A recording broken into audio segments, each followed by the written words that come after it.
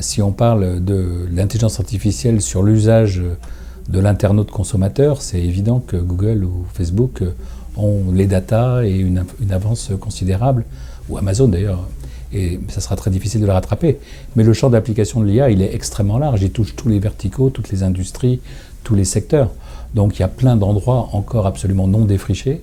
Et ce qu'il faut effectivement espérer, c'est que des Européens prendront des initiatives dans ces verticaux, dans ces secteurs, où ils pourront prendre une longueur d'avance parce que la messe n'est pas dite, parce que ça sera au travers du partage des données, de l'intelligence, de la compréhension des enjeux business, qui pourront créer de nouveaux business.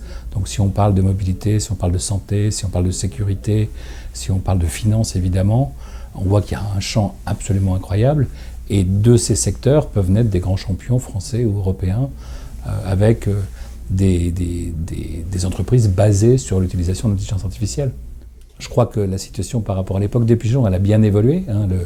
Le financement, on va dire, early stage en France, il a beaucoup progressé. Et on a aujourd'hui un terreau d'entreprises, de jeunes entreprises prometteuses, bien financées, y compris sur les sujets de l'IA, y compris dans des sujets où la data est critique. Moi, je peux prendre l'exemple d'une entreprise dans laquelle j'ai investi l'été dernier, qui s'appelle Cardiologs, qui fait de l'analyse par intelligence artificielle d'électrocardiogrammes.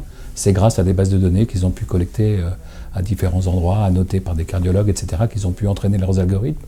Ils ont été la première entreprise au monde approuvée par l'autorité américaine pour faire du diagnostic cardiaque à base d'intelligence artificielle. Donc, on n'est pas dans des logiques d'ambition très locales, on parle vraiment de marchés mondiaux et d'ambition mondiale.